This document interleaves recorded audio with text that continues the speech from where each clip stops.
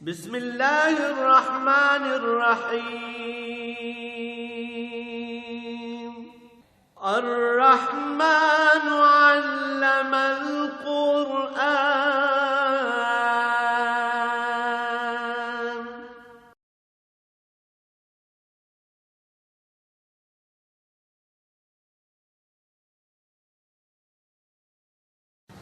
الحمد للہ رب العالمین والصلاة والسلام علی حبیبہ محمد وآلہ وصحبہ اجمعین۔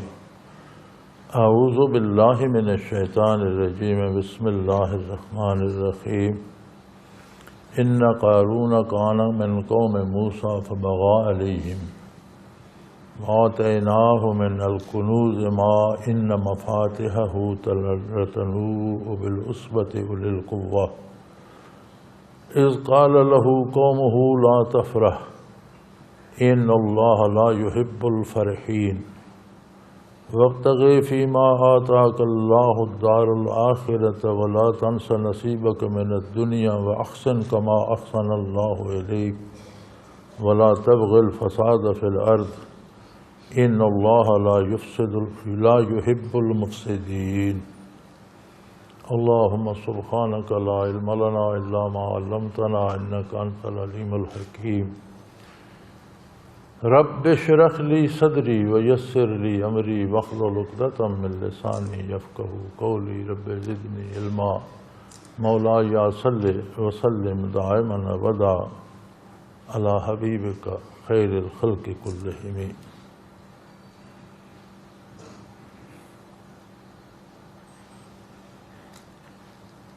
دنیا اور دولت دنیا کی بات ہو رہی تھی۔ اللہ کریم نے دنیا بھی انسانوں ہی کے لیے ترتیب دی ہے، اور دنیا کا حصول اگر شریعت کے مطابق حلال اور جائز وسائل سے ہو تو وہ بھی عبادت ہے۔ دنیا اور دولت دنیا کا استعمال اگر حضور صلی اللہ علیہ وسلم کے حکم کے مطابق ہو تو وہ بھی عبادت ہے، لیکن صرف دنیا کو محبوب بنا لینا اور حصول دنیا کی خاطر حلال حرام جائز ناجائز اللہ کریم کے احکام یا سنت نبوی کی پرواہ نہ کرنا، تو اس سے کچھ حاصل نہیں بلکہ وہ تباہی و بربادی کا سبب ہے۔ اس کی مثال ارشاد فرمائی قرآن حکیم میں، ان قارون کان من قوم موسیٰ، موسیٰ علیہ السلام کی قوم میں سے بے شک قارون بھی تھا۔ اپنے عہد کا امیر ترین آدمی تھا، بادشاہ نہیں تھا، کوئی رئیس نہیں، کسی سلطنت کا مالک نہیں تھا، لیکن بہت بڑا امیر اور دولت مند آدمی تھا۔ فبغى علیہم، اس نے اپنی قوم سے بغاوت کی۔ موسیٰ علیہ السلام جب تشریف لائے تو بنی اسرائیل نے جیسے بھی تھے، کمزور تھے یا کوتاہیاں کرتے تھے یا غلطیاں کرتے تھے، لیکن انہوں نے موسیٰ علیہ السلام کا اتباع اختیار کیا ساری کمیوں کمزوریوں کے باوجود۔ قارون نے قوم سے بھی بغاوت کر دی اور اس نے کہا میں اپنی پسند کا مالک ہوں، میرا اپنا مال ہے، جس طرح چاہوں خرچ کروں، جو چاہوں کروں۔ اللہ کریم فرماتے ہیں وَآتَيْنَاهُ مِنَ الْكُنُوزِ ما ان مفاتحہ لتنوء بالعصبۃ اولي القوہ، ہم نے اس کو اتنے خزانے دیے تھے۔ دیکھیں بات اللہ کریم کیسے ارشاد فرما رہے ہیں، کسی کے پاس دنیا ہے تو وہ یہ نہ بھولے، یہ یاد رکھے یہ بھی اللہ نے دی ہے، مال اسی کا ہے، اس کے لیے آزمائش بن گئی ہے، اسے وقتی طور پر مالک بنا دیا ہے کہ یہ دنیا حاصل کر کے بھی اطاعت الہی کرتا ہے یا نہیں۔ وَأَمَّا إِذَا مَا ابْتَلَاهُ رَبُّهُ فَأَكْرَمَهُ وَنَعَمَهُ، اللہ کریم جب کسی کو آزمائش میں ڈالتے ہیں تو اس کی بہت شہرت عزت بڑھا دیتے ہیں، دولت دے دیتے ہیں، مال و دولت دے دیتے ہیں، عہدے دے دیتے ہیں، اقتدار و اختیار دے دیتے ہیں۔ مقصد یہ ہوتا ہے کہ کیا اس حال میں بھی اللہ کی اطاعت کرتا ہے یا نہیں، آزمائش، اور یہ مشکل آزمائش ہے۔ اما اذا ما ابتلاه فقدر علیہ رزقہ، کسی کی آزمائش یہ ہوتی ہے کہ اس پر رزق کم کر دیا جاتا ہے اور دیکھا جاتا ہے کہ یہ اللہ کے در پہ ہی رہتا ہے یا حصول رزق کی خاطر اللہ کو چھوڑ کر دوسروں کے در پہ جو بسائی کرتا ہے۔ تو دولت کا ہونا بہت بڑی آزمائش ہے، اور دولت کا نہ ہونا بھی ایک بڑی آزمائش ہے، لیکن اس سے کم ہے۔ دولت ہو، وسائل ہوں تو بے شمار برائیاں کرنے کا اختیار ہوتا ہے بندے کے پاس۔ غربت کا ایک فائدہ یہ ہے کہ بہت سے گناہوں سے بچا لیتی ہے کہ بندے میں کرنے کی استعداد ہی نہیں ہوتی۔ لیکن غربت دوسری طرح مشکل ہے کہ جب فاقے ہوں اور بھوک ہو تو پھر بندہ اللہ پہ اعتبار کرنے کی بجائے پھر در بدر جو بسائی کرنے لگ جاتا ہے اور غیر اللہ سے مانگنے لگ جاتا ہے۔ تو قارون موسیٰ علیہ السلام کی قوم سے تھا۔ بعض مفسرین نے لکھا ہے کہ موسیٰ علیہ السلام کا چچا زاد بھائی تھا۔ نصیب کی بات ہے اور اس کی تقسیم ہے کہ ایک چچا کا بیٹا اولو العزم رسول ہے اور دوسرا دنیا میں سرتاپا غرق ہے۔ جس نے جو پایا، جو چنا، جس طرف محنت کی،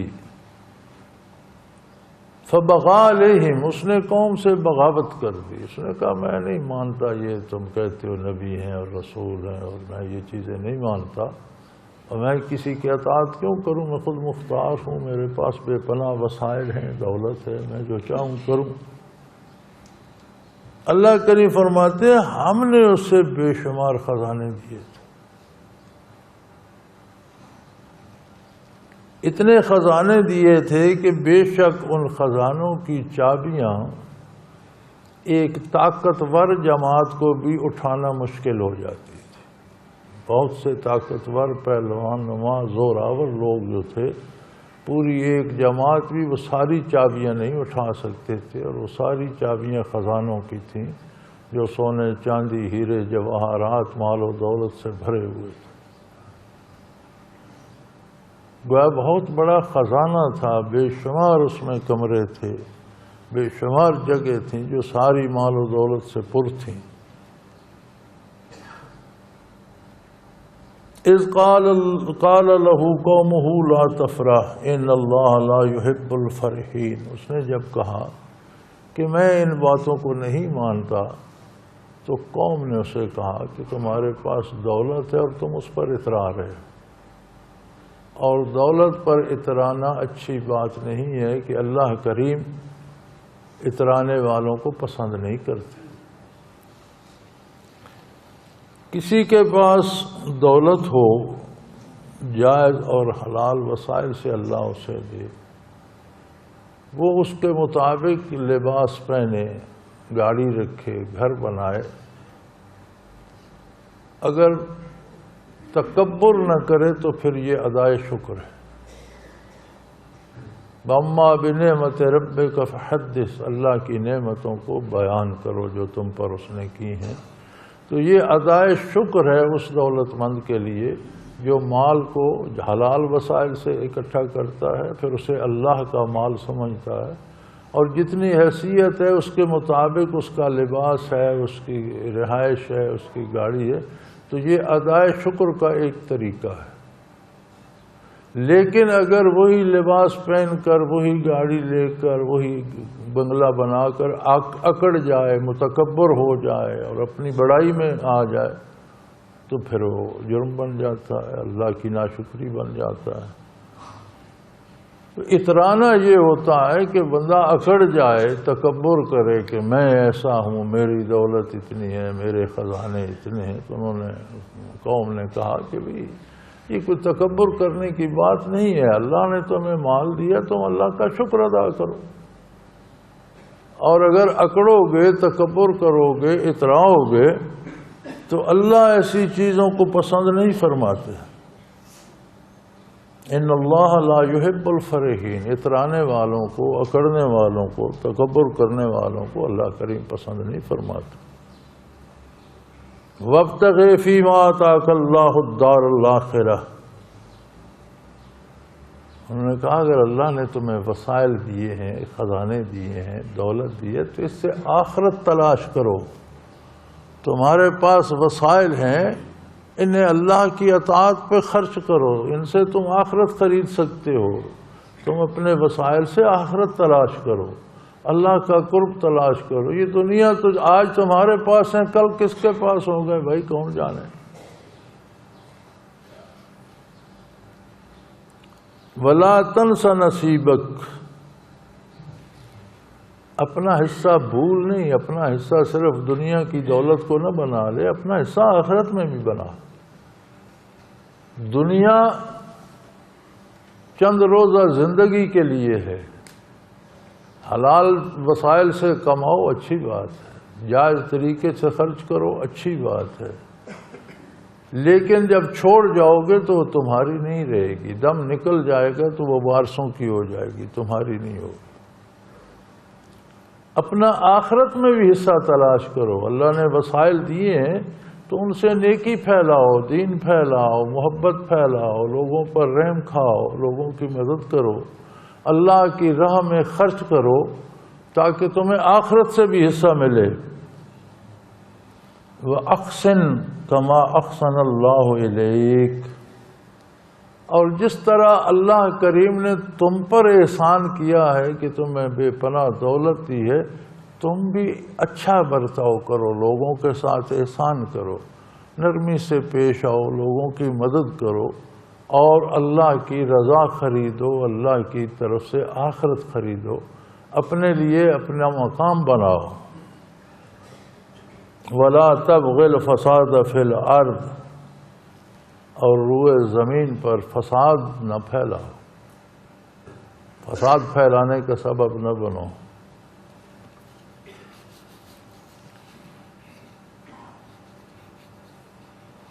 ایک بندے کے پاس دولت دنیا ہے، وہ زکوٰۃ نہیں دیتا، صدقات نہیں دیتا، عیاشی پہ خرچ کرتا ہے، تو اس میں دنیا کا فساد کہاں سے آ گیا؟ یاد رکھیں، امن اور فساد ضدین ہیں، جہاں سے امن اٹھتا ہے فساد ہو جاتا ہے، جہاں سے فساد ختم کیا جائے امن ہو جاتا ہے، دو میں سے ایک اور رہتا ہے۔ ہر وہ کام جس میں اللہ اور اللہ کے رسول صلی اللہ علیہ وآلہ وسلم کی نافرمانی کی جائے وہ فساد کا سبب بنتا۔ ہم تو یہ سمجھتے ہیں نا کہ کسی کو پتھر مارا تو جھگڑا ہوگا، ہمارے بعض جملے ایسے نکل جاتے ہیں منہ سے جو ایک بہت بڑے جھگڑے کا سبب بن جاتے ہیں۔ کوئی پتھر نہیں مارا، کسی پر فائر نہیں کیا، کسی کو گالی نہیں دی، لیکن ایک حرکت کوئی ایسی ہو جاتی ہے، اور ہر وہ جملہ، ہر وہ حرکت، ہر وہ کام جس سے فساد پھیلتا ہے وہ خلاف شریعت ہوتا ہے۔ تو جو بندہ جتنا خلاف شریعت چلتا ہے اتنا وہ اللہ کی زمین پر فساد کا سبب بنتا ہے۔ ہمارے مزاج ایسے ہیں کہ ہم دوسروں کو دیکھتے رہتے ہیں، یہ کیا کر رہا ہے، اپنے آپ کو دیکھو کہ میری آج کی گفتار اور میرے آج کے کردار سے کیا امن کو تقویت ملی یا فساد کو۔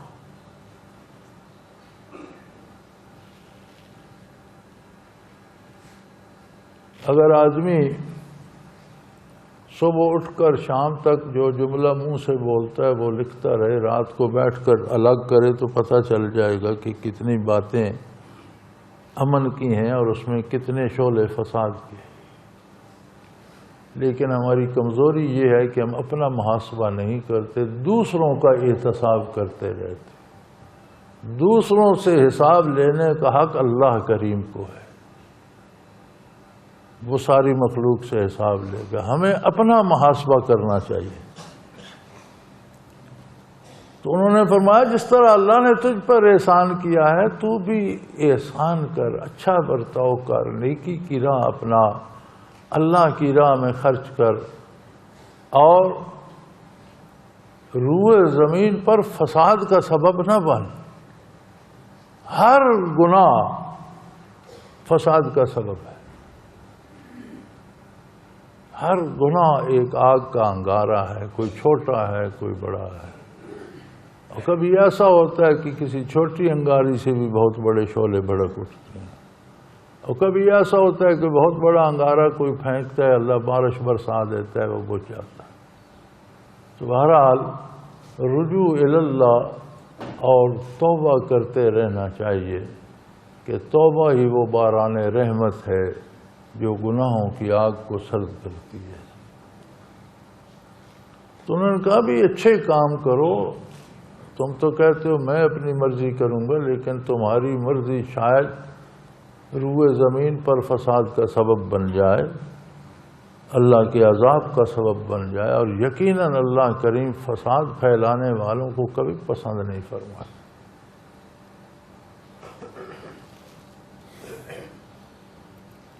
قالا انما اوتیتہ علی علم عندی، وہ کہنے لگا یہ درمیان میں اللہ کہاں سے آ گیا؟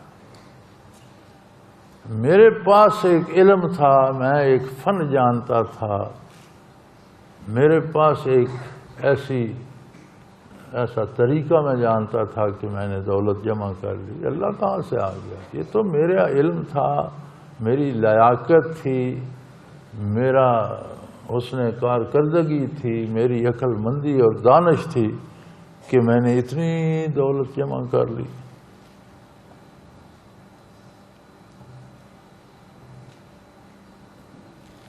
یہ بھی عجیب بات ہے، کوئی بڑا کوئی چھوٹا، عموماً انسانوں کو یہ غلط فہمی ہوتی ہے کہ جب کسی کام میں کوئی کامیابی حاصل کرتے ہیں تو کہتے ہیں یہ میری عقل مندی سے ہوا ہے، میری دانش سے، دیکھا میں نے کہا تھا ایسا کر۔ جب کسی کام میں کوئی نقصان ہوتا ہے، بگاڑ ہوتا ہے، تو کہتے ہیں اللہ کی مرضی۔ یہ عجیب بات ہے، ہر آدمی کا ایک اپنا مقام و درجہ ہے، اس درجے پہ وہ بات کرتا ہے۔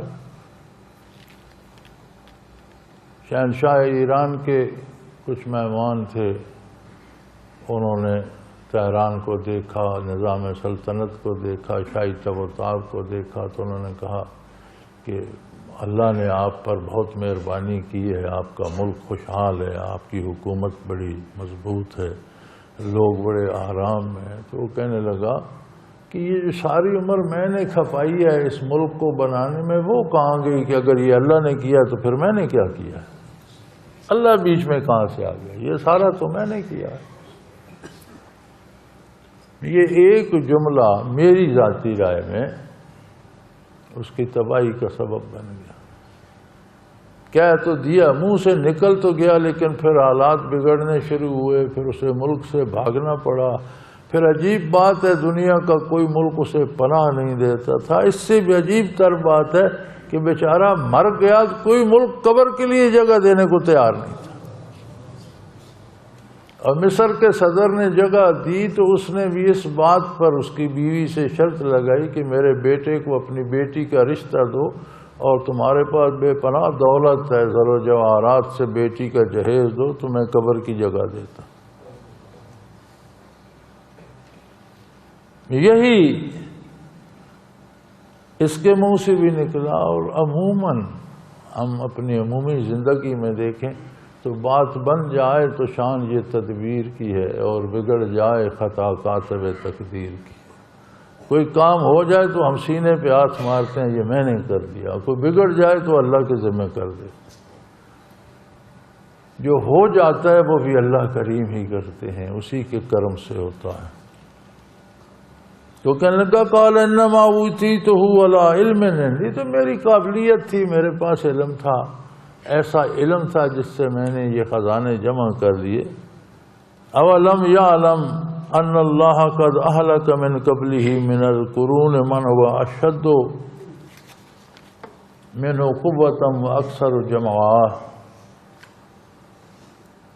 اللہ کریم فرماتے ہیں وہ یہ نہیں جانتا تھا کہ اس سے پہلے اس سے زیادہ امیر اور زیادہ طاقت والے بھی گزرے ہیں۔ یہ تو صرف ایک امیر دولت مند ہے، ایسے بھی گزرے ہیں جن کے پاس ملکوں کی حکومت، بادشاہت اور شہنشاہیت تھی، دولت بھی بے پناہ تھی اور طاقت بھی بے پناہ تھی، لیکن اللہ کریم نے کی گرفت جب آئی تو تباہ ہو کر رہ گئی، کوئی ان کا نام لینے والا بھی نہیں، ان کے محل کھنڈر ہو گئے اور ان کی حکومتیں ویران ہو گئیں، دنیا سے ناپید ہو گئے۔ حالانکہ ان کے پاس اس سے زیادہ دولت بھی تھی اور طاقت بھی تھی، اس کے پاس تو صرف دولت ہے، ان کے پاس حکومتیں بھی تھیں، اور تباہ ہو گئے۔ اور ایک بات یاد رکھو، فرمایا وَلَا يُسْأَلُ عَنْ ذُنُوبِهِمُ الْمُجْرِمُونَ، اللہ کو گناہگاروں سے پوچھنے کی ضرورت نہیں ہے کہ جرم کرنے والوں نے کیا کیا جرم کیا، وہ جانتا ہے، ذرا ذرا اس کے علم ہے، وہ اس بات کا محتاج نہیں ہے کہ کوئی اس کو بتائے گا یا وہ جرم قبول کریں گے تو پھر اس کو پتہ چلے گا کہ اس نے یہ جرم کیا۔ فرمایا نہیں، لا يسأل عن ذنوبهم المجرمون، یعنی جاننے کے لیے مجرموں سے اللہ کو پوچھنا نہیں پڑے گا، وہ ان سے زیادہ جانتا ہے، وہ باتیں بھی جانتا ہے جو ان کو بھول چکی ہیں، وہ باتیں بھی جانتا ہے جو انہوں نے غیر شعوری طور پر کہہ دی، جو انہیں یاد ہی نہیں کہ میں نے یہ جرم بھی کیا تھا، ہر چیز وہ جانتا ہے۔ فخرج علی قوم فی زینت، ایک دن بڑا بن سنور کر باہر نکلا، بیش قیمت لباس اور زیورات اور سونے کے کڑے اور چمکدار جوتے اور بڑا شان و شوکت سے باہر نکلا، تو اس کی چمک دمک اور شان و شوکت دیکھ کر قال الذین یریدون الحیاۃ الدنیا یا لیت لنا مثل ما اوتی قارون انہ لذو حظ عظیم۔ تو لوگوں نے کہا جو دنیا کے طالب تھے، جنہیں اللہ سے آخرت سے تعلق نہیں تھا، جو صرف دنیا کے طلبگار، کہنے لگے بھائی کمال ہو گئی، کاش ہمارے پاس بھی ایسی دولت ہوتی، ہم بھی ایسے لباس پہنتے، ہم بھی اس طرح شاندار سواریوں پہ بیٹھتے، ہماری بھی شان و شوکت ہوتی۔ انہ لذو حظ عظیم، یہ بہت خوش قسمت آدمی، بہت بڑی اچھی قسمت کا مال ہے۔ ہم نے یہاں بھی دیکھا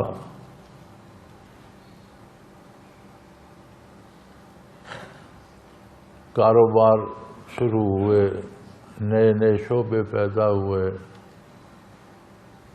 یہ ہمارے علاقے میں کوئلے کی کانیں لگ گئیں،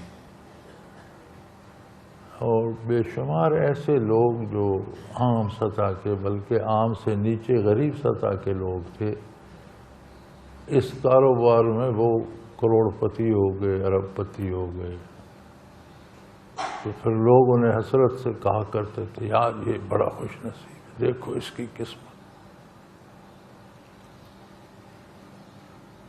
فرمایا دولت دنیا کا جمع ہو جانا خوش قسمتی نہیں ہے، یہ چھن جانے والی چیز ہے۔ کسی بچے کو بھی آپ بڑے خوبصورت کھلونے دیتے رہیں، ڈھیر لگا دیں، چند روز وہ بڑا خوش ہو کے کھیلتا ہے، آخر ایک دن سارے اٹھا لیں تو اس کا کیا حال ہوگا؟ یہ دولت دنیا اگر اللہ کریم دیتے بھی ہیں تو عظمت الہی کو یاد رکھو، پھر تو بات اللہ کو بھول کے دنیا ہی کے ہو گئے تو ایک دن ساری چھوڑ کے جانا پڑے گا، پھر کیا حال ہوگا؟ وقال الذین اوتوا العلم، اللہ نے جن لوگوں کو علم دیا ہے، یعنی اللہ کے نزدیک جو لوگ عظمت الہی کا اقرار کرتے ہیں، عظمت رسالت کا اقرار کرتے ہیں، حق کو مانتے ہیں، آخرت کو جانتے ہیں، اللہ انہیں صاحب علم کہتا ہے۔ اور بڑی بڑی ڈگریاں اٹھائے ہوئے لوگ جو صرف دنیا کے لیے لگے ہوئے ہیں، جنہیں آخرت کی خبر ہی نہیں، اللہ انہیں صاحب علم نہیں کہتا۔ جو بندہ صرف دنیا کا ہو جائے اسے قرآن عالم نہیں کہتا۔ وہ دنیا ہی کا ہو گیا تو جاہل ہے۔ جو دنیا کی حقیقت جان لے، اس نے کسی سے پڑھا ہو یا نہ پڑھا ہو، آخرت کے لیے زندگی کو وقف کرے، اللہ اسے صاحب علم کہتا ہے، قرآن اسے صاحب علم کہتا ہے۔ یعنی علم اشیاء کا نہیں، حقیقت اشیاء کا ہونا چاہیے۔ روپیہ پیسہ جمع کرنا، اس کے طریقے، یہ اشیاء کا علم ہے۔ اس کا انجام کیا ہوگا، یہ حقیقت اشیاء کا علم۔ تو جو حقیقت اشیاء سے آشنا ہو، اللہ اسے عالم کہتے ہیں، اور جو صرف اشیاء تک جانتا ہو اسے اہل علم میں شمار نہیں کرتا قرآن کریم۔ تو فرمایا قال الذین اوتوا العلم، صاحب علم جو تھے لوگ تھے جن کو علم عطا کیا گیا، انہوں نے کہا ویلکم، افسوس ہے تم پر، ثواب اللہ خیر لمن آمن وعمل صالحا، اللہ کی طرف سے اجر کا ملنا بہت بہتر ہے اس شخص کے لیے جو ایمان لے آئے اور نیک عمل کرے۔ یعنی شان و شوکت اس میں ہے کہ آپ اللہ کے نبی کی اطاعت کریں، شان و شوکت اس میں ہے کہ آپ اللہ کے احکام کے مطابق چلیں، یہ شان و شوکت، یہ عزت کی بات ہے کہ آپ اللہ کے حکم کی اطاعت کر رہے ہیں، یہ کتنی بڑی شان ہے، یہ معمولی بات نہیں ہے، یہ بہت بڑی عظمت کی دلیل ہے کہ ایک بندہ، یہ جتنے لوگ بڑے ہوتے جاتے ہیں نا، ان میں ایک اور بات بھی بڑھتی جاتی ہے کہ ان کے پورا ایک محکمہ ہوتا ہے جی کو یہ تو رات کو سو گئے، وہ ان کے پروگرام بناتا ہے، صبح پھر ان سے تصدیق کراتا ہے، پھر اس کے مطابق ان کا دن گزرتا ہے، اتنے بجے چائے پینی ہے، اتنے بجے ناشتہ ہوگا، اتنے بجے دفتر جانا ہے، اتنے بجے فلاں سے ملاقات ہے، اتنے بجے یہ کرنا ہے، وہ کرنا ہے، وہ رات سونے تک پروگرام بنا ہوتا ہے۔ تو کتنا خوش نصیب ہے وہ بندہ جس کا جاگنے سے لے کر سونے تک کا پروگرام اللہ ترتیب دے۔ فرمایا شان تو اس کے لیے ہے جس کا پروگرام آسمانوں سے نازل ہو، وحی سے نازل ہو، اللہ کے قرآن میں ہو کہ تم نے سو کر اٹھنا ہے تو یہ کلمہ کہنا ہے، یہ کام کرنا ہے، یہ نماز ادا کرنی ہے، اس طرح سے روزی کمانی ہے، اس طرح سے ملنا ہے، اس طرح سے دن بھر کے اعمال کرنے ہیں اور رات ختم کر کے اس طرح سے سو جانا ہے۔ تو یہ بڑا ہوا یا وہ بڑا ہوا جس کے چند ماتحت بنا رہے ہیں؟ تو وہ جنہیں علم دیا گیا تھا انہوں نے کہا کہ اللہ کی طرف سے انعامات کا ملنا بہت بہتر ہے، اور وہ موقوف ہے ایمان اور عمل پر، دو چیزوں پر، ایمان درست ہو، عقیدہ درست ہو، اور عمل شریعت کے مطابق ہو، عمل صالح، عمل صالح ہو، وَلَا يُلَقَّاهَا إِلَّا الصَّابِرُونَ، اور یہ نعمتیں ان کو ملتی ہیں جو صبر کرتے ہیں۔ بڑی تعریف آئی ہے صبر کرنے والوں کی۔ صبر کی حقیقت یہ ہے کہ اللہ کی نافرمانی سے اپنے آپ کو روک لیا جائے، کہ یہ خوش نصیبیاں ان کے لیے ہیں جو اللہ کی نافرمانی سے رک جاتے ہیں۔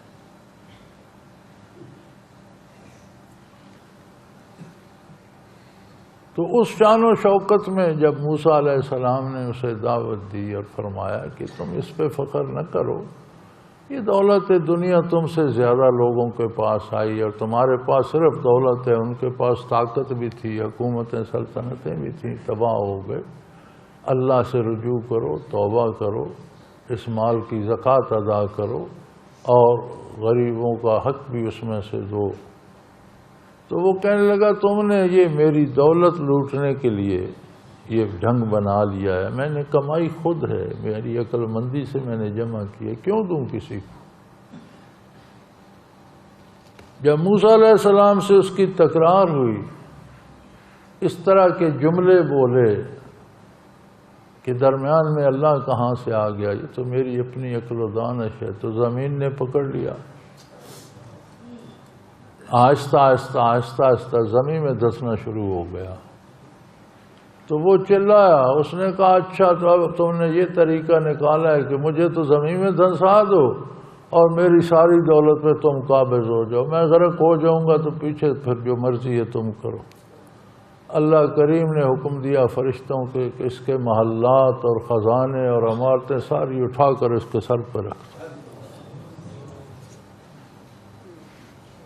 فرمایا فَخَسَفْنَا بِهِ وَبِدَارِهِ الْأَرْضِ، ہم نے قارون کو اس کے خزانوں اور محلات سمیت زمین میں دھنسا دیا کہ لے جاؤ خزانے بھی ساتھ۔ فما كان له من فئة ينصرونه من دون اللہ، پھر تو کوئی طاقت، کوئی نوکر چاکر، کوئی ملازم، کوئی سنتری، کوئی گارڈ، کوئی محبت کرنے والا، کوئی دوست، کوئی ساتھی اس کی مدد نہیں کر سکا، کوئی نہیں اسے زمین میں دھنسنے سے روک سکا۔ وما كان من المنتصرین، اور نہیں وہ اس قابل رہا کہ اپنے اس کام کا کسی سے بدلہ لے، بے دست و پا ہو گیا، مجبور و بے بس ہو کر غرق زمین ہو گیا۔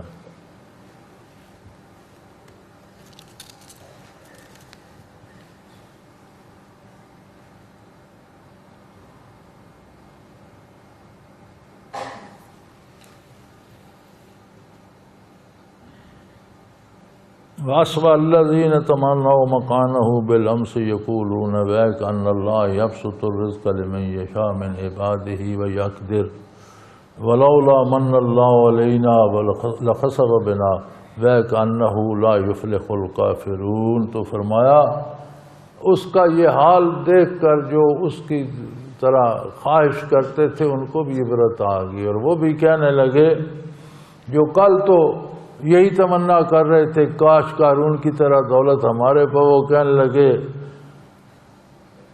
کہ اللہ مالک ہے یار، جسے چاہے زیادہ رزق دے دے، جسے چاہے کم کر دے، یہ اس کی مرضی۔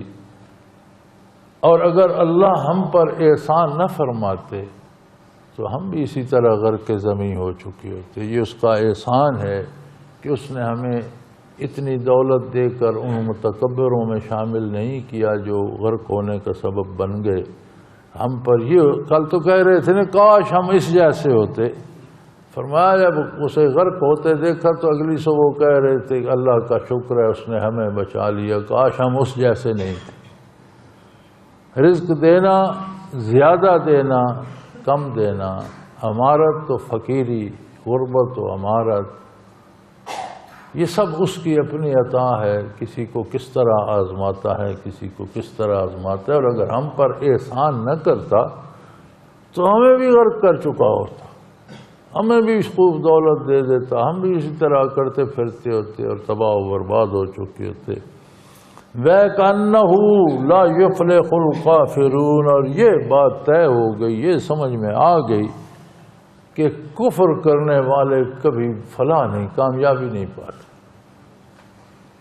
نافرمانی، ناشکری اور کفر، انکار بالآخر تباہی کا سبب بنتا ہے، یہ کبھی کامیاب نہیں ہوتا۔ ہمارے ہاں تو یہ بھی ہے نا کہ ہمارے ایک شاعر دوست تھے، وہ اکثر ان کا ہندوستان میں آنا جانا مشاعروں میں رہتا تھا، وہ کہا کرتے تھے فلاں ہندو میرا دوست ہے، اس کے کام میں بڑی برکت ہے۔ کیا برکت ہے؟ پیسے مل رہے ہیں اس کو، حرام کے مل رہے ہیں، سود کے مل رہے ہیں، چوری کے مل رہے ہیں، صرف پیسے ہونا برکت ہے یار۔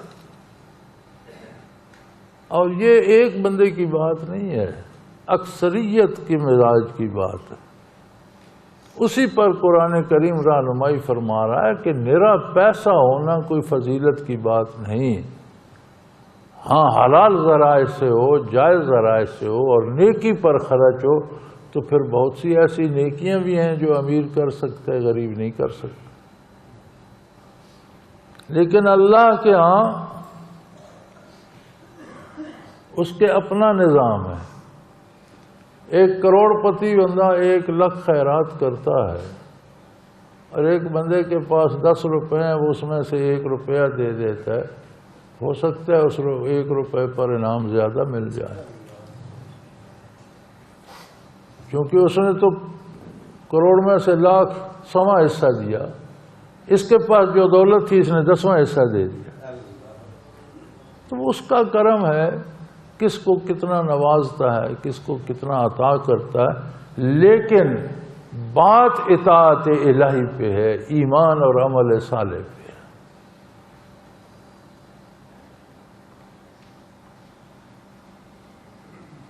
تلک الدار الآخرة نجعلها للذین لا یریدون علوا فی الارض ولا فسادا والعاقبۃ للمتقین۔ اور فرمایا یاد رکھو یہ جو آخرت کا گھر ہے یہ دائمی ہے، ہمیشہ رہنے والا ہے، اس میں کوئی پریشانی نام کی چیز نہیں ہے، کوئی بیماری نہیں ہے، کوئی افلاس نہیں، کوئی ایسی چیز نہیں ہے کہ جو بندے کو تکلیف دے۔ اتنی گرمی بھی نہیں ہے کہ گرمی لگے، اتنی سردی بھی نہیں ہے کہ کچھ ٹھنڈنے لگے، دن کے تپتے دوپہر بھی نہیں ہے اور آدھی رات کا اندھیرا بھی نہیں ہے۔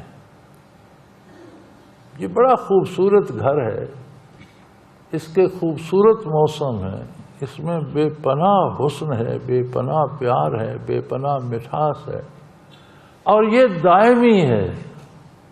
جنت میں داخل ہونے والا ہر بندہ، ہر بی بی نوجوان ہوگا، ہمیشہ نوجوان رہے گا، خوش ہوگا اور ہمیشہ خوش رہے گا، کبھی کوئی پریشانی نام کی چیز نہیں آئے گی۔ تلک الدار الآخرہ، یہ آخرت کا گھر ہے، نجعلها للذین لا یریدون علوا فی الارض ولا فسادا، یہ گھر ان لوگوں کے لیے تعمیر کیا گیا ہے جو اللہ کی زمین پر محض اپنی بڑائی نہیں چاہتے، اللہ کی بڑائی چاہتے ہیں، اور ایسا کردار نہیں کرتے کہ اللہ کی زمین پر فساد پھیلے، یعنی اتباع شریعت میں زندگی گزارتے ہیں، عظمت الہی کا اقرار کرتے ہیں۔ جو اپنی بڑائی میں گرفتار ہو کر روح زمین پر فساد کا سبب بنتے ہیں، فرمایا یہ گھر ان کے لیے نہیں ہے۔ والعاقبۃ للمتقین، اور آخرت ان لوگوں کے لیے ہے جو تقوی اختیار کرتے ہیں۔ تقوی کا معنی کہیں ہم ڈر لکھ دیتے ہیں، کہیں پرہیزگاری لکھ دیتے ہیں، اس لیے کہ اردو کا دامن تنگ ہے، عربی ایک وسیع زبان ہے۔ تقوی ایک تعلق کو کہتے ہیں، ایک رشتے کو کہتے ہیں۔ ہمارا بعض لوگوں سے ایک تعلق بن جاتا ہے کہ ان کی عدم موجودگی میں بھی ان کا ناپسندیدہ کام ہم نہیں کرتے، کہ یہ بات اسے پسند نہیں ہے، کبھی سنے گا تو پھر ناراض ہوگا، برا منائے گا۔ اگر اس طرح کا رشتہ اللہ کریم سے استوار ہو جائے اور بندہ بات کرتے وقت، عمل کرتے وقت سوچے کہ میں کیا کر رہا ہوں، اللہ کو یہ پسند ہے یا نہیں، جس سے تعلق ہے اس کی تو غیر موجودگی میں بھی نہیں کرتے، تو اللہ کریم تو موجود ہے، اس کے سامنے ہم کر رہے ہیں، تو پھر جس سے تعلق ہو، رشتہ ہو، اس کے پسند کے خلاف کام اس کے سامنے کرنے کا تو سوال ہی پیدا نہیں ہو۔ یہ رشتہ جب رب العالمین سے بن جائے تو اسے تقویٰ کہتے ہیں۔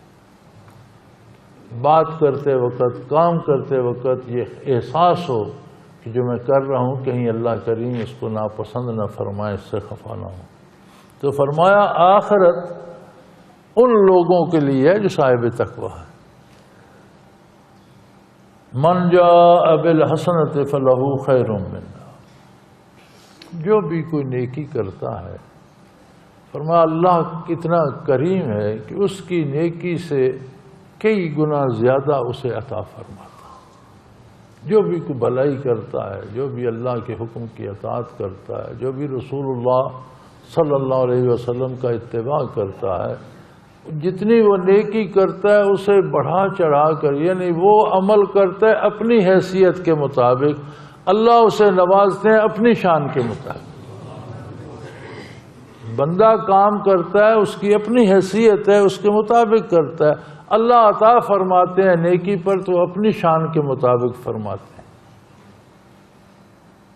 من جاء بالسیئۃ، اور جو برائی کرتا ہے، نافرمانی کرتا ہے، گناہ کرتا ہے، فلا نجزی الذین عملوا السیئات الا ما کانوا یعملون، تو برائی کرنے والوں کو ہم اتنی ہی سزا دیں گے جتنی انہوں نے برائی کی ہے۔ یعنی اگر کوئی گناہ کرتا ہے تو جتنی اس کی سزا ہے وہی اسے ملتی ہے، اسے کئی گنا بڑھایا نہیں جاتا۔ لیکن یہ یاد رہے کہ یہ جرم کتنا بڑا ہے، نافرمانی کس کی ہے؟ اللہ کی نافرمانی ہے۔ اس کا کھا کر، اس کی مخلوق ہو کر پیدا اس نے کیا، سارے اعضاء و جوارح، ساری قوتیں اس نے دی، حیات اس نے دی، اور اسی کے سامنے، اسی کے جہان میں اسی کی نافرمانی تو وہ چھوٹی نہیں رہتی۔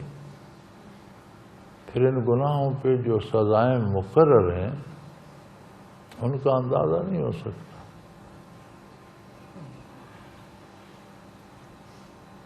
اگر حدیث شریف سے تفصیل دیکھی جائے،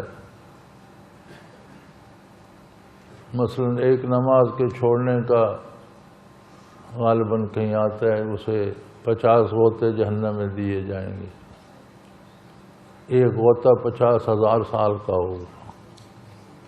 تو جو جرم کیا اسی کے مطابق سزا ملی، لیکن جرم نافرمانی کس کیا اور اس کی سزائیں مقرر کتنی ہیں؟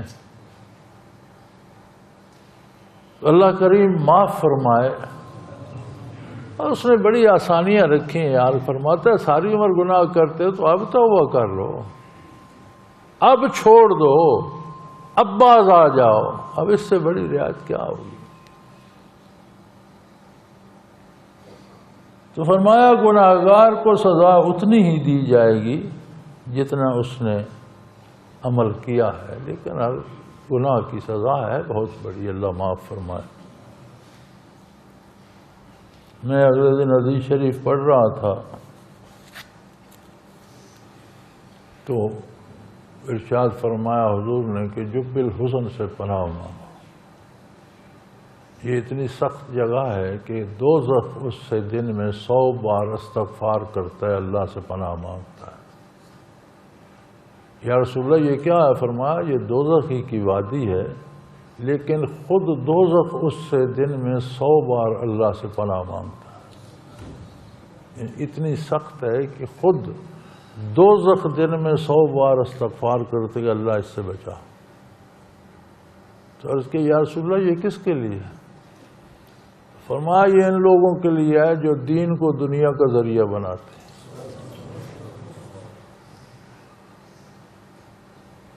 جو بظاہر دنیا میں بڑے پیر صاحبان، بڑے مرشد، بڑے عالم، بڑے فاضل، بڑے مقرر، لیکن ان کا مقصد اس سے دین پھیلانا نہیں، دنیا کمانا ہے۔ جو دین کو دنیا کا ذریعہ بنائے یہ وادی اس کے لیے۔ تو بڑی محتاط زندگی گزارنا پڑتی ہے کہ جس نے شرک کیا، کفر کیا، اللہ کو نہ مانا، دین کو نہ مانا، نبی علیہ السلام پر ایمان نہ لایا، قرآن کو نہ مانا، وہ تو جہنم میں ہے۔ اور جس بد نصیب نے مان کر بھی اسے دنیا کمانے کا ذریعہ بنا لیا، وہ اس وادی میں ہے جس سے جہنم بھی لرزتا ہے۔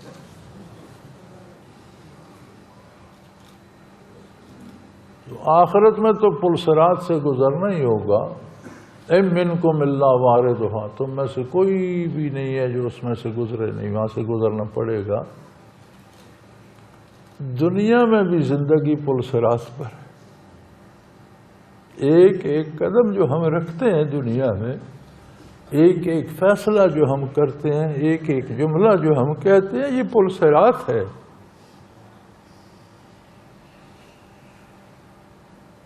آخرت میں تو وہ اپنی صورت میں، شکل میں سامنے متشکل ہوگی، لیکن آج بھی ہم پل صراط پہ چل رہے ہیں. وہاں وہی سلامت چلے گا جو یہاں سلامت چلے. ایسے لوگ ہوں گے جو بجلی کے کوندے کی طرح گزر جائیں گے، ایسے لوگ ہوں گے جو ہوا کی طرح گزر جائیں گے، ایسے لوگ ہوں گے جو پرندوں کی طرح گزر جائیں گے، ایسے لوگ ہوں گے جو گھوڑوں کی طرح گزر جائیں گے. پھر ایسے بھی آ جائیں گے کہ جو جب تک اعمال نے ساتھ دیا پل صراط پر ہے، جہاں ختم ہو گئے کٹ کر گر گئے. تو یہ زندگی بجائے خود پل صراط ہے.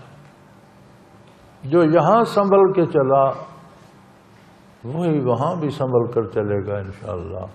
اللہ کریم توفیق دے کہ ہم محتاط ہو کر چلیں.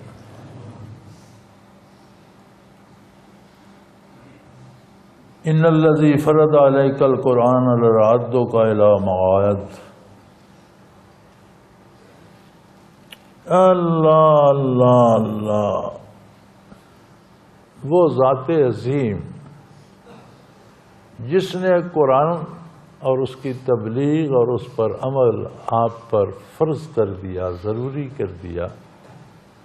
لرادک الی معاد، یہ آپ کو اپنے معاد، اپنی پیدائش کی جگہ، اپنی پسندیدہ جگہ کی طرف واپس لوٹائے گا. یہ فتح مکہ کی پیش گوئی ہو رہی ہے. حضور کو ہجرت کا رنج ہوتا تھا، مکہ سے محبت تھی، الفت تھی، بیت اللہ سے بہت پیار تھا. تو ہجرت کیوں کرنا پڑی؟ اس کا سبب کیا بنا؟ قرآن اور قرآن کی تعلیمات. اور حضور اکرم صلی اللہ علیہ وسلم نے اور آپ کے خدام نے اس اطاعت کو کیسے نبھایا؟ 13 برس دنیا کی کون سی تکلیف ہے جو ان پر وارد نہیں ہوئی؟ 3 برس شیب ابی طالب میں جو گزرے، کبھی آپ ان کا حال پڑھیں. کھانا پانی تک نہیں ملتا تھا. پورے شہر نے مقاطع کر دیا، کوئی چیز انہیں دیں گے نہیں دیں گے، لیں گے نہیں دیں گے نہیں. پرانے چمڑے جلا کر ان کی خاک تک لوگوں نے پھانکی غذا کی جگہ. تو کہہ دیتے یار چلو ہم اپنی عبادت کرتے ہیں، تم اپنی عبادت کرتے رہو. مکہ والے یہ نہیں کہتے تھے کہ آپ نماز روزہ چھوڑ دو، وہ کہتے تھے کرتے رہو، تم نے نیا مذہب ایجاد کر دیا، تم اس پر ہمارے مذہب کو غلط تو نہ کہو، ہمارے خداؤں کو جھوٹا تو نہ کہو. چلو تمہارا خدا سچا صحیح، تو ہم بھی ان کو خدا مانتے ہیں، کچھ تو ان کا بھی لحاظ کرو. تمہارے لیے نہ صحیح، ہمارے لیے تو خدا ہے. لیکن قرآن کہتا تھا کہ یہ باطل ہیں، یہ جھوٹے ہیں، یہ شرک ہے. حضور بھی فرماتے تھے یہ شرک ہے.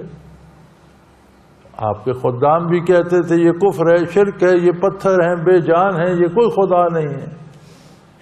یعنی مکہ والے لڑ بھڑ کر اس بات پر بھی آ گئے تھے کہ آپ اپنے مذہب پر قائم رہیں، آپ کو ماننے والے اپنے مذہب پر قائم رہیں. آپ بیت اللہ میں نمازیں آ کر پڑھیں، گھروں میں پڑھیں، اذانیں دیں، مسجدیں بنائیں، لیکن ہمارے خداؤں کو غلط تو نہ کہیں. آج کل پھر تاریخ نہیں چلی ہم آہنگی بین المذاہب، یعنی سب کے سچے ہیں، بتوں والے کے بت سچے ہیں، اللہ والوں کو اللہ سچا ہے. یہ مکے والوں نے شروع کی تھی کہ آپ اپنے دین پر رہیں، ہمارے جو دین ہے انہیں باطل تو نہ کہیں. تو حضور فرماتے تھے بھی جو قرآن کہتا ہے میں تو وہ کہتا. قرآن اللہ کا کلام ہے، وہی سے نازل ہوتا ہے. اس جرم میں صحابہ کرام کو، آقا نامدار صلی اللہ علیہ وسلم کو ہجرت کرنا پڑی. تو آپ نے گھر چھوڑ دیے، جائیدادیں چھوڑ دی، مال و منال چھوڑ دیے. بڑی عجیب بات ہے کہ کسی صحابی نے فتح مکہ کے بعد اپنی جائیداد کلیم نہیں کی کہ یہ گھر میرا تھا یا یہ زمینیں میری تھیں، یہ باغ میرا تھا، یہ دولت میری تھی، ہم نے اللہ کی راہ میں چھوڑ دی، ہمارے نہیں۔ حضور علیہ السلام نے فتح مکہ پر مکہ میں قصر نماز ادا فرمائی کہ ہمارا گھر تھا، ہم اللہ کی راہ میں چھوڑ چکے۔ صحابہ کرام نے فتح مکہ پر اور حجۃ الوداع پر مکہ مکرمہ میں قصر نمازیں پڑھی، پردیسی پڑھتا ہے، مسافر پڑھتا ہے، کہ جب اللہ کی راہ میں چھوڑ دیا پھر چھوڑ دیا، ہمارا کب تھا؟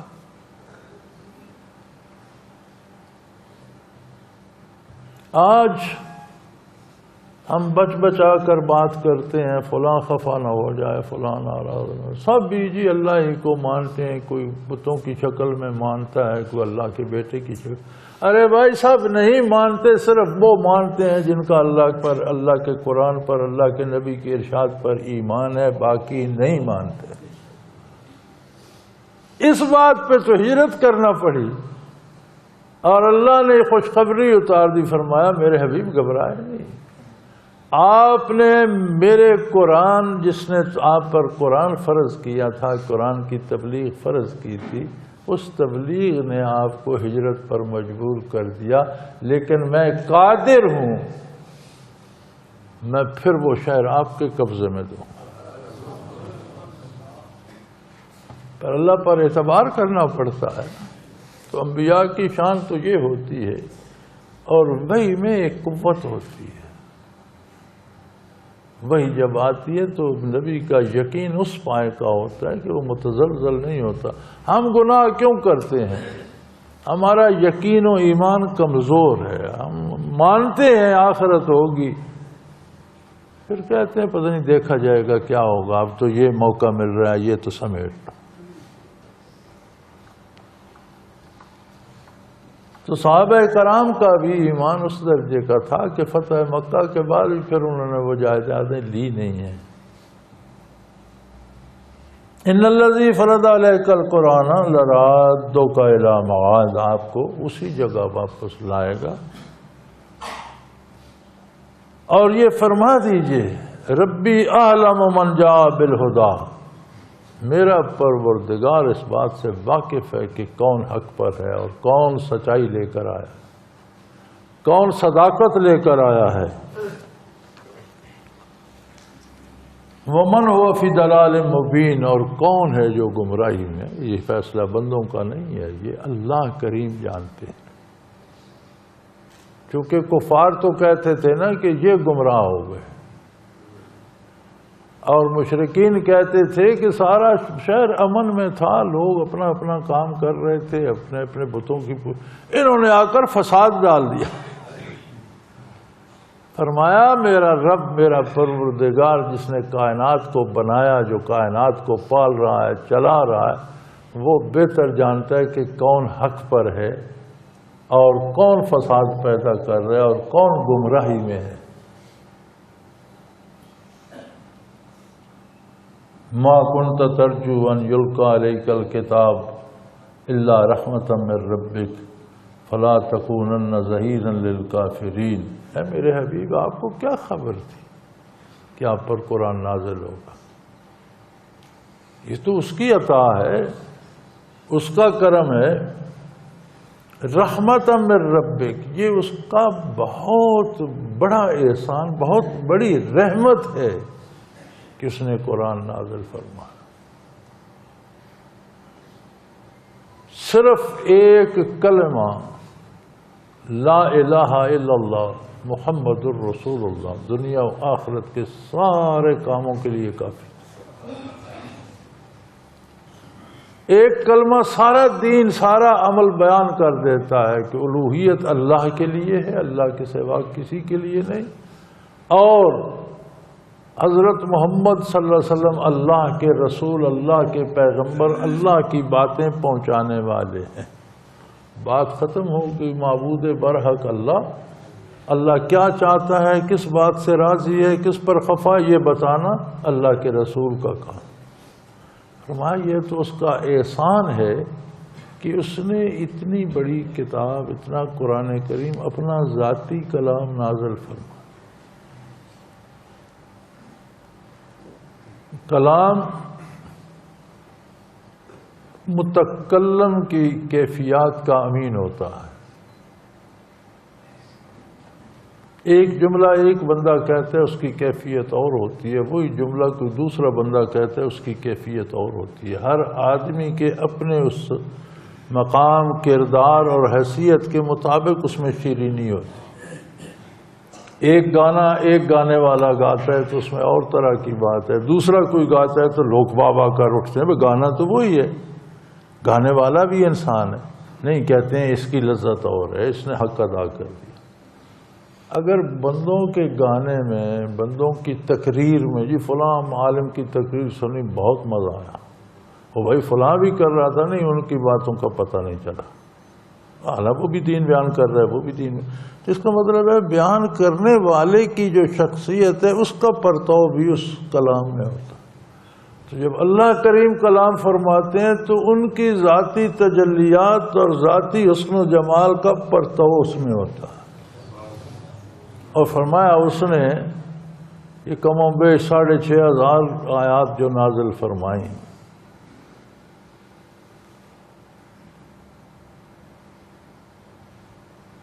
ایک ایک جملے میں اس کے جمال کی نرالی جھلک ہے. ایک ایک لفظ میں نرالی لذت ہے. ایک ایک حرف میں کرم کے دریا ہیں. اللہ شعور دے، اللہ استعداد دے، اللہ کو توفیق دے کہ ہم اس لذت کو جان سکیں. ہم تو سمجھتے ہیں نا کہ قرآن پڑھنا پڑ گیا یا قرآن سننا مصیبت پڑ گئی. میرے بھائی ایک ایک لفظ کی لذت جدا ہے، ایک ایک آیت کا حسن جدا ہے، ایک ایک جملے کی چاشنی الگ ہے. اور فرمایا آپ کو تو خبر نہیں تھی، یہ تو اس کا احسان ہے کہ اس نے اتنی عظیم کتاب آپ پر نازل فرمائی، اور اس کی رحمت ہے.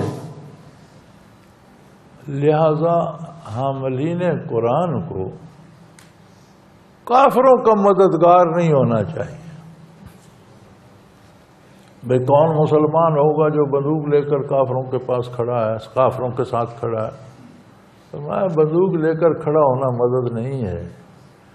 جب بھی کوئی کلام باری قول رسول صلی اللہ علیہ وسلم کے ہوتے ہوئے انہیں چھوڑ کر برائی کرتا ہے تو وہ کفر کی مدد کر رہا ہے.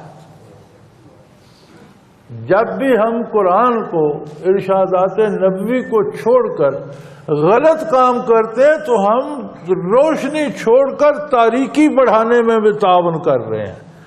کفر کی مدد خواہ مخواہ ہو جاتی ہے. جب آپ اللہ کے دین کے خلاف کام کرتے ہیں، مرضیات باری کے خلاف کوئی عمل ہم کرتے ہیں، کوئی جملہ دین کے خلاف منہ سے نکلتا ہے، مرضیات باری کے خلاف نکلتا ہے، تو غیر شعوری طور پر یہ کفر کی مدد ہو جاتی ہے.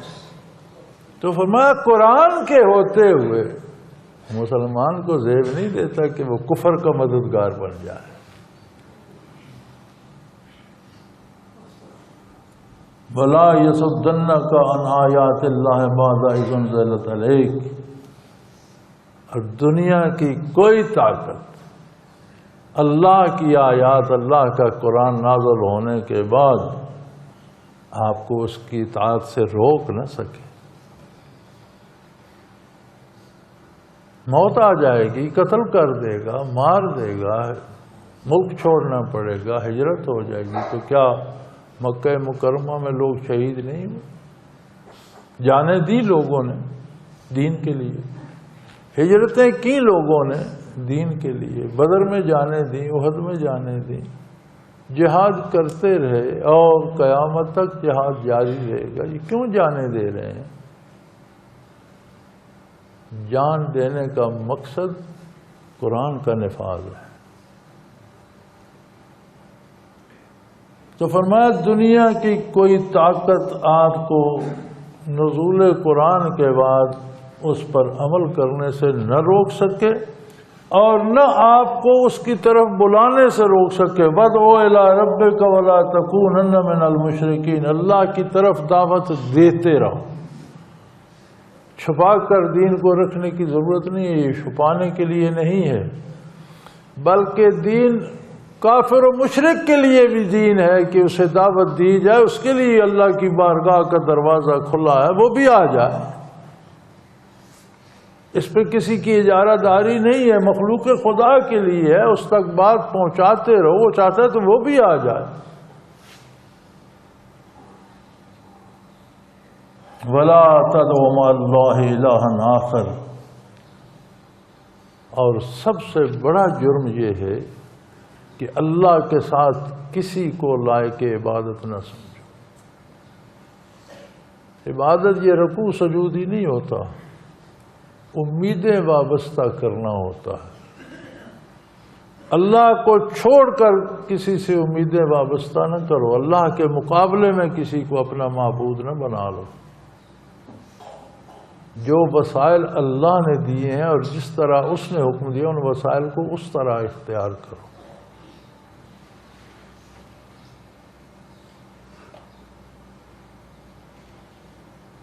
وہ عربی کا ایک مقولہ ہے نا، وہ کہتے ہیں کہ بیس الفقیر علی باب الامیر، بہت ہی برا ہے وہ فقیر جو امیروں کے دروازے پہ بھٹکتا پھرتا ہے، عالم بنا ہوا ہے، شیخ بنا ہوا ہے، پیر بنا ہوا ہے، دھکے دنیا کے پیچھے کھاتا پھرتا۔ وَنِعْمَ الْأَمِيرُ عَلَى بَابِ الْفَقِيرِ، اور کتنا اچھا ہے وہ امیر آدمی جو فقراء کے دروازے پہ جاتا ہے، اس کے پاس اختیارات ہیں، دولت ہے، آسائشیں ہیں، لیکن پھر وہ اہل اللہ کے دروازے پہ جاتا ہے، وہ بہترین آدمی۔ اور کوئی اہل اللہ ہونے کا دعویٰ کرتا ہے اور امراء کے دروازے پہ دھکے کھا رہا ہے تو بدترین انسان ہے۔ تو فرمایا وَلَا تَدْعُ مَعَ اللَّهِ إِلَٰهًا آخَرَ، اللہ سے ساری امیدیں رکھو اور کسی کو اپنا ضرورتیں پوری کرنے والا اور اپنے حاجات پوری کرنے والا سمجھ کر اس کی طرف غلامی نہ کرو۔ لا الہ الا ہو، اللہ کے سوا کوئی اس لائق ہے ہی نہیں کہ اسے معبود سمجھا جائے۔ اور پھر یہ بھی یاد رکھو کل شیء ہالک الا وجہہ، ہر چیز سوائے اس کی ذات کے فنا ہونے والی۔ یہ جو بڑا تنازع چلا آ رہا ہے علماء کے مابین، اور مدت ہو گئی امت اس پہ بحثیں کرتی، اتنی موٹی کتابیں لکھنی، بات کچھ بھی نہیں تھی، بات یہی تھی کل شیء ہالک الا وجہہ، سوائے اللہ کی ذات کے مخلوق ساری نے تباہ ہونا ہے، موت کے گھاٹ اترنا ہے، فنا ہونا۔ یہیں سے وہ بات نکلی وحدت الوجود جسے کہتے ہیں کہ حقیقی وجود صرف اللہ کا ہے، باقی سارے وجود اس کے قائم رکھنے سے ہیں، جب وہ مٹا دے گا مٹ جائیں گے۔ بات اتنی سی تھی، لوگوں نے اس سے بھٹک کر اسے بنا لیا کہ ہر وجود ہی اللہ ہے، ہر وجود باقی رہنے والا ہے۔ حالانکہ بات یہ نہیں تھی، بات یہ تھی کل شیء ہالک الا وجہہ، ہر چیز فنا ہونے والی ہے سوائے ذات باری کے۔ وہ ایک حقیقی وجود ہے جس پر فنا نہیں ہے، جس کی ابتدا نہیں ہے، جس کی انتہا نہیں ہے، جو ہمیشہ سے ہے، جو ہمیشہ کے لیے ہے۔ باقی وجودوں کی ابتدا بھی ہے، انتہا بھی ہے، بنے بھی ہیں، مٹ بھی جائیں گے، لہذا اس کے مقابلے میں ان کی کوئی حیثیت نہیں۔ اسی کو وحدت الوجود کہا گیا کہ حقیقی وجود ایک ہے، باقی سب عارضی ہیں۔ وہ لوگ بھٹک گئے، اس کا معنی الٹ گیا اور کہا سارے وجود اللہ ہی، ہر کوئی خدا ہے۔ پھر اس کی اصلاح کی گئی اور فرمایا گیا وحدت الشہود، کہ ہر وجود عظمت الہی پر گواہ ہے، اور ایک ہی گواہی ساری کائنات دے رہی ہے کہ وہ واحد لا شریک۔ یہ اس کی اصلاح کی گئی۔ اب اس پہ بحثیں کر کر کے اتنی موٹی کتابیں بنی ہیں، انہیں پڑھ کر بندہ اور الجھ جاتا ہے۔ سرا کوئی نہیں ملتا. بات سادہ سی ہے. لہ الحکم، اور یہ بھی یاد رکھو کوئی ذرہ کوئی پتا نہیں ہلتا اس کے حکم کے بغیر. جو کچھ ہو رہا ہے وہ وہی کر رہا ہے. وہ واحد لا شریک ہے، وہ واحد مالک ہے، وہ خالق ہے، وہ قادر ہے، وہ پروردگار ہے. اسی کا حکم ہر جگہ نافذ و جاری و ساری ہے، خواہ اس کے ذرائع کچھ بھی نظر آئے. شاہ عبد القادر رائے پوری رحمۃ اللہ علیہ فرماتے ہیں کہ میں نے بڑا غور کیا کہ ہر کام سبب کے نتیجے میں ہوتا ہے. کرتے اللہ کریم ہے لیکن ہر کام کا سبب پیدا کر دیتے ہیں، اس سبب کے نتیجے میں کام ہوتا ہے. بھاپ بنتی ہے، بادل بنتے ہیں، بارش ہو جاتی ہے. بیج ڈالتے ہیں، کھیتی کو ہل چلاتے ہیں، محنت کرتے ہیں، بارش ہوتی ہے، فصل ہو جاتے ہیں. ہر چیز کے پیچھے کوئی سبب ہے. فرماتے ہیں بڑا سوچا، میں نے غور کیا، پھر مجھے یہ بات سمجھ آئی کہ اگر ذاتی طور پر ہر کام کو اللہ جل شانہ اپنی ذات سے کرنے لگیں تو ہر چیز فنا ہو جائے. تجلیات ذات کو برداشت کرنے کی ضرورت کسی میں نہیں. لہذا وہ سبب بنا دیتے ہیں اور سبب کے نتیجے میں چیزیں ہوتی ہیں. تو فرمایا تمہیں اسباب نظر آتے ہیں، حقیقت میں حکم اسی کا چل رہا. جو ہو رہا ہے اسی کا وہی کر رہا ہے، اور جو نہیں ہو رہا اسے اسی نے روکا ہوا ہے. وَإِلَيْهِ تُرْجَعُونَ، اور یہ پکی بات یاد رکھو کہ ہر ایک کی واپسی اسی کی بات ہے. کل ایک سوال تھا ٹیلی ویژن مذاکرے میں میرے پاس کہ جی اللہ کریم نے جزا سزا کا نظام کیوں بنا دیا؟ کچھ لوگ انعام پائیں گے، کچھ کو عذاب ہوگی. تو اگر جنہوں نے اطاعت نہیں کی انہیں فنا کر دیا جاتا، عذاب نہ دیا جاتا تو کیا حرج تھا؟ عذاب دے کر اللہ کریم نے کیا حاصل کرنا ہے؟ اللہ کو کیا مل جائے گا؟ یہ ہمارے اس عہد کی سوچ اور جدید دور جسے ہم روشنیوں کا دور کہتے ہیں، یہ اس کی تاریکیاں ہیں. آج کی روشنیاں بھی اندھیروں سے بھری ہوئی ہیں. تو میں نے اسے عرض کیا کہ میرے بھائی، کوئی ایسا کام جس کا کوئی نتیجہ نہ ہو اس کا کرنا کیسا ہے؟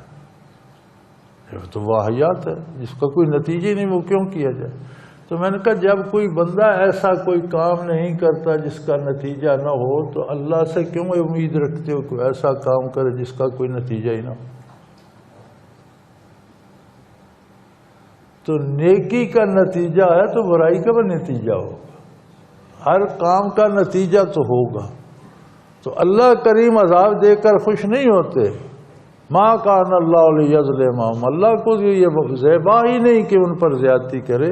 ولیکن کانوا انفسہم یظلمون، وہ اپنے آپ پر خود ظلم کرتے. جس طرح نیکی کر کے اپنے لیے اجر پیدا کرتا ہے، بدکار کی برائی کا بھی نتیجہ تو ہونا چاہیے. اس کا نتیجہ عذاب ہے، وہ اپنے لیے عذاب نہ خریدے. تو یہ اس دور کے ہمارے جو بے مہار اذہان ہیں نا، ان کی مصیبت ہے. اللہ کریم معاف فرمائے. اور اللہ قرآن کریم پر آپ صلی اللہ علیہ وسلم کی تعلیمات پر یقین کامل اور توفیق عمل عطا فرمائے. وآخر دعوانا ان الحمدللہ رب العالمین. اللہ اللہ اللہ اللہ اللہ اللہ اللہ اللہ. حضرت امیر محمد اکرم آوان مد ذلہ العالی دارالعرفان منارہ ضلع چکوال میں سالہ سال سے قرآن و حدیث کے اوپر خطابات کر رہے ہیں اور سلسلہ نقشبندیہ اویسیہ کے مطابق لوگوں کو ذکر الہی کی تربیت دے رہے ہیں. وہ قرآن پاک کی تفسیر ترتیب وار بیان کر رہے ہیں. تفسیر قرآن کو وہ موجودہ ملکی اور بین الاقوامی حالات کے مطابق بیان کرتے ہیں. موٹر وے سے کلر کہار کے انٹرچینج سے نکلتے ہوئے کلر کہار کی جھیل سے ہوتے ہوئے میانی، بوچھال اور نور پور سے گزرتے ہوئے دارالعرفان منارہ پہنچ سکتے ہیں. حضرت امیر محمد اکرم آوان نے بچیوں اور بچوں کی دینی اور دنیاوی تعلیم کے لیے سقارہ اکیڈمی کے نام سے ایک درسگاہ بھی قائم کی ہے، جس کا افتتاح ملک پاکستان کے صدر جنرل محمد ضیاء الحق نے اپنے دست مبارک سے کیا تھا۔ وہ تمام احباب جو اسلام کی طلب رکھتے ہیں ان سے گزارش ہے کہ دارالعرفان منارہ ضلع چکوال میں امیر محمد اکرم آوان صاحب کے خطابات سے مستفید ہوں۔ وہ ہر جمعے کو نماز سے پہلے بیان فرماتے ہیں۔ ہر ماہ کی پہلی اتوار کو ماہانہ اجتماع ہوتا ہے جس میں آپ خصوصی خطاب فرماتے ہیں اور پاکستان کے چاروں صوبوں سے احباب اس اجتماع میں شرکت کرتے ہیں۔ اس کے علاوہ یہاں سال میں 2 مرکزی اجتماعات بھی ہوتے ہیں، ایک رمضان المبارک میں اعتکاف کا اجتماع اور دوسرا جولائی اور اگست میں 40 دن کا اجتماع ہوتا ہے جس میں روحانی تربیت کی جاتی ہے۔ اپنا خون سیماب دے کر اتنا ہم کر جائیں گے، نام آقا کا چمن میں پھر رقم کر جائیں گے۔